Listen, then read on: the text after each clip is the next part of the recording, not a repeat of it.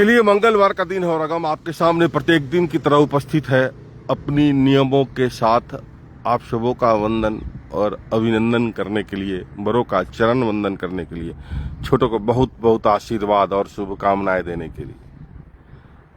हमारे आराध्य प्रभु दिख रहे हैं अभी आपको। सुबह का 7 बज रहा है।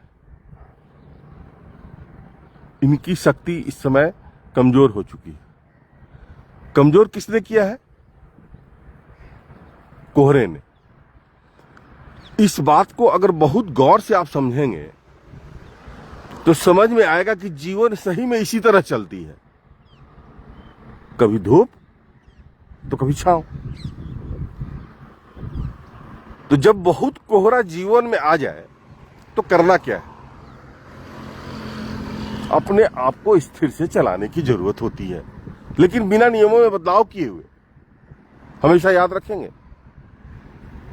नियमों की बदलाव जरूरी नहीं होती है, और हम लोग तो इन्हीं के आश्रय से पलते बढ़ते हैं। तो मैं अपने नियमों में कैसे बदलाव कर दूं? आज और भी मंगलवार का दिन है और पता चल चुका है मैं कहां हूं। अकेला ही हूं, अकेला ही काफी हूं। संख्या वाला अकेला से ही चलता है। ठंड काफी है, ऐसा नहीं कि ठंड नहीं है, ठंड काफी है, लेकिन अगर ठंड में ठंड नहीं पड़े तो फिर मजा क्या है जीवन जीने का? और दूसरी विशेष बात है, मैं अपने बिहार वासियों को, अपने सनातन परिवार के सारे भाइयों को और किशोर कुणाल जी को की तरफ से मैं किशोर कुणाल जी को नमन करता हूं, वंदन करता हूं, शरण वंदन करता हूं। है नहीं, लेकिन जो उन्होंने कल केसरिया में एक अपनी अमिट छाप छोड़ के गई है, उन आने वाले जन्मांतर तक लोगों ने याद रखेंगे। कल केसरिया का दृश्य और आने वाले समय में केसरिया का दृश्य कुछ अलग होगा। मैं इसलिए इस पर आज चर्चा कर रहा हूं लाइव पे कि केसरिया मेरी जन्मभूमि है और हम जहां भी रहते हैं वहीं की अमिट छाप लेकर अपनी सुबह की शुरुआत, अपने जीवन की शुरुआत करते हैं। क्योंकि कोई पूछता भी है तो आप कहाँ के रहने वाले हैं? आप बोलते हैं मैं केसरिया का रहने वाला हूं। और केसरिया का मतलब ही है यही सामने जो दिख रहा है, केसरिया कलर, पवित्रता, स्वच्छंदता, शीतलता। केसरिया में कल विश्व का सबसे बड़ा शिवलिंग, जो कि लगभग 1-1.5 महीने से तमिलनाडु से चल के पहुंच रहा था, सबों में एक अलग सी उत्साह थी, अलग सी उल्लास थी।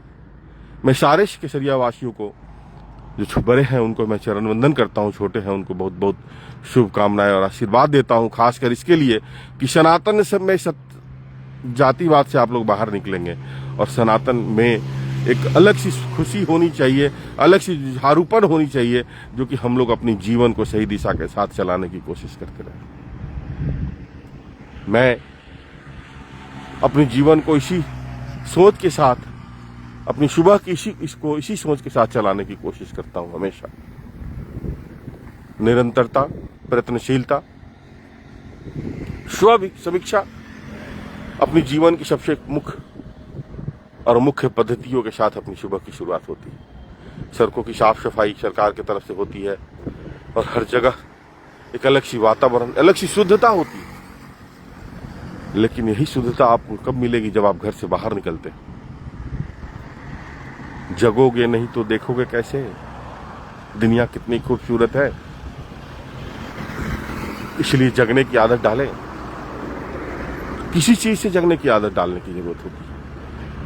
वो आपकी जीवन शैली का आलसपन, अल्हड़पन्नाता है, या अपनी नींद हो, या अपनी जीवन में बसी हुई कुंठा हो, अपनी जीवन में बसी हुई किसी के लिए कुटिलता हो। क्योंकि जो बोएंगे काटेंगे वही। ईश्वर ने तो सबसे बड़ी बात यही बना रखी है।